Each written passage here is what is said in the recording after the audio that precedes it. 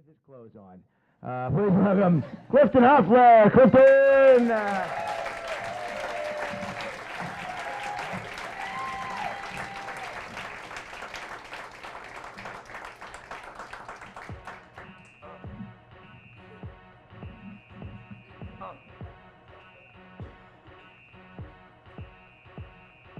Y'all gon' make me lose my mind. Up in here, up in here. Y'all gon' make me go all out. Up in here, up in here. Y'all gon' make me act a fool. Up in here. That's enough of that. Good evening, everyone. Welcome and thank you for coming out. I need 30 seconds here. My big brother is here and it's his birthday. So Melvin Keith Calhoun, I didn't forget you, buddy. I love you wherever you are. I got this gift for you. I would ask you to come up here. You're about a gazillion years old, so I don't got but 5 minutes on stage, so I don't want you to walk that far. You know, I turned 50 this year in August as well. Yeah, I don't look 50, I know. 50 that looks good on me. But I always understood when you turn 40, they always say you are over the hill. Am I right about that? Yeah, he understands.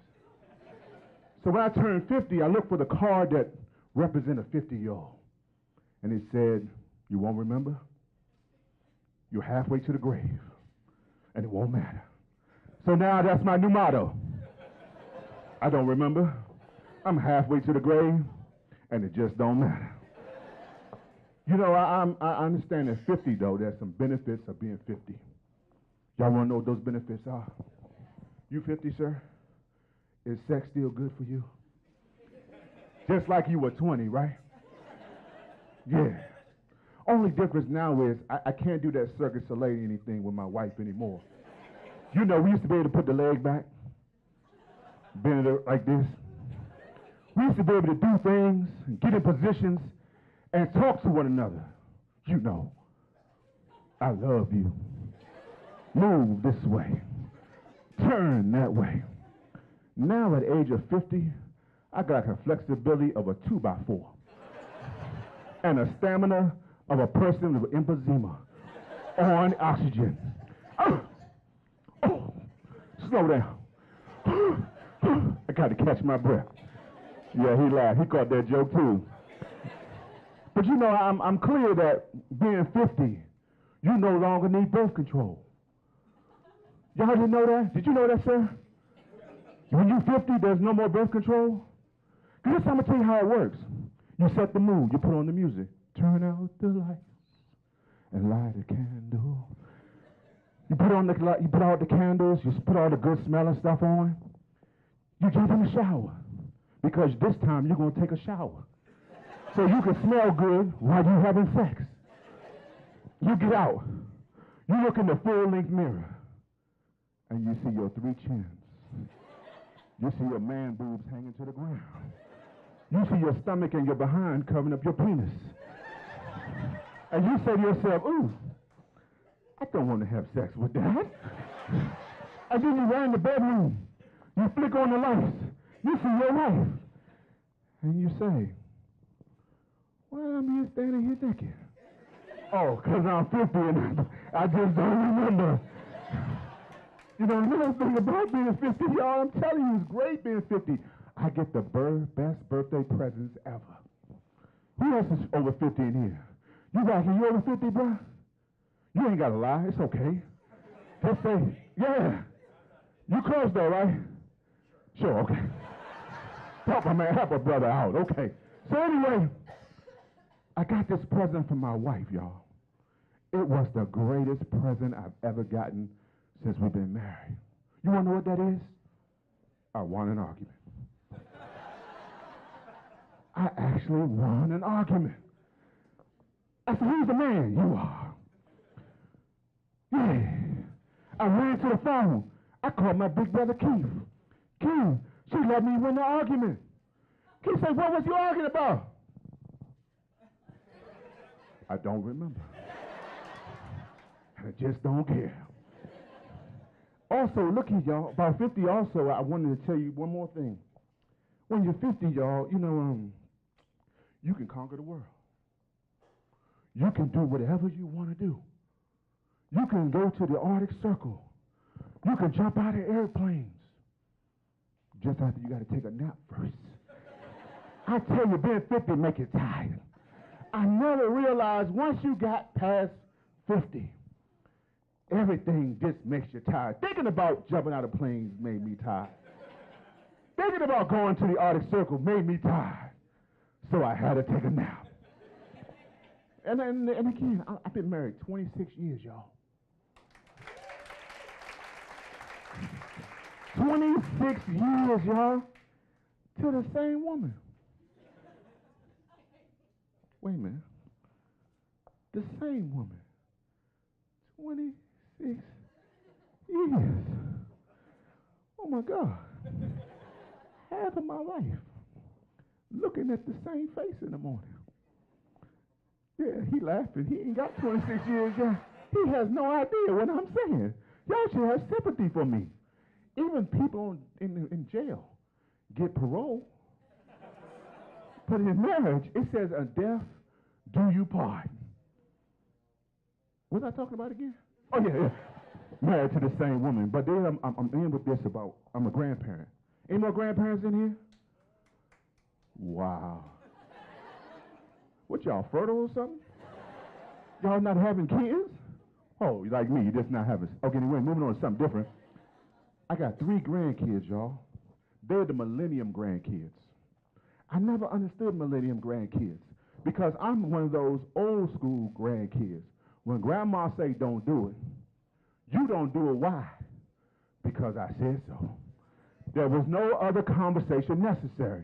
So let me tell you about my grandkids, and I'm going to leave you right there with that. I got one grandson, he's 2. His name is AJ. AJ is the master of camouflage. He can be a chameleon standing right there in front of you. He sees me coming.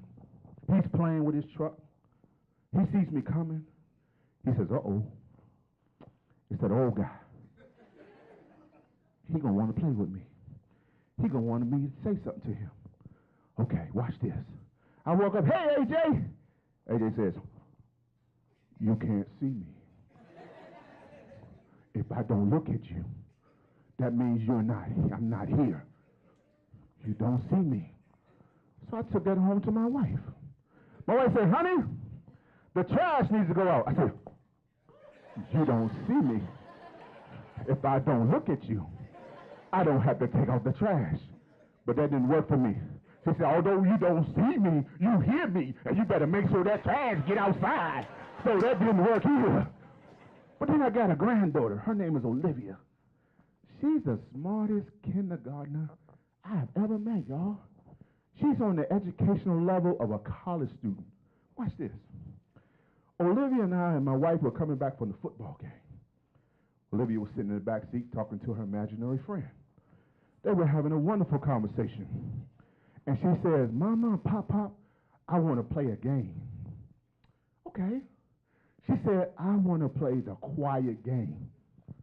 And my wife, being educated she is, she said, Olivia, what's the quiet game? And Olivia said, you just be quiet. My wife said, oh. So Olivia said, this is what I'm going to do. I'm going to count to 3.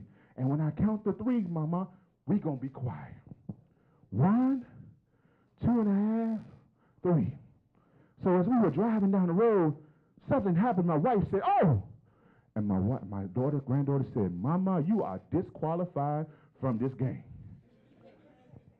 My wife said, huh? Grandma, you are disqualified from playing this game anymore. My wife said, oh, you educated, huh? But you know my wife really said, oh, you're a smart ass, are you, huh? Let's have this conversation. So she said, okay, Olivia, tell me what disqualified means. Olivia looked at her imaginary friend and said, Mama must not know who I am.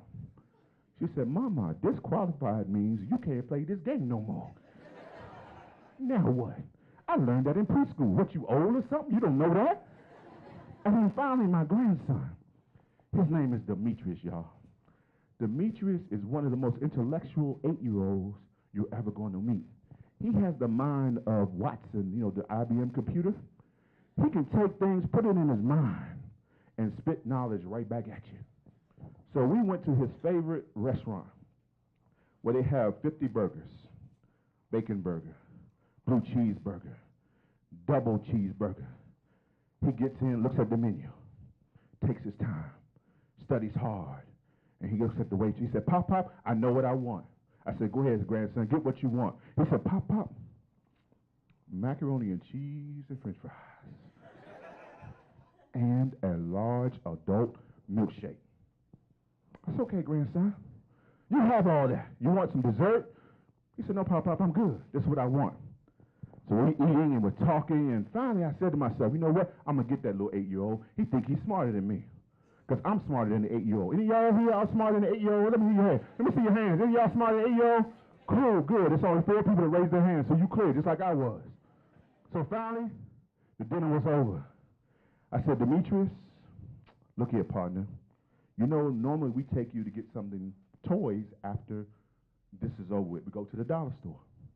But because you had that milkshake, little man, you have taken all of Pop-Pop's cash, and we cannot go to the dollar store and get you no toys. Demetrius said, he sipped on his milkshake. He looked at me, he said, Pop, this is what we're going to do. He said, you're going to take your left hand and you're going to reach in your back pocket. You're going to pull out that piece of alligator that's dead in your pocket called your wallet. You're going to take it out and use your plastic to buy this meal. And we're going to take this cash and we're going to go to the dollar store. Because you know why? You old and I'm smarter than you. Thank you very much. Have a blessed day.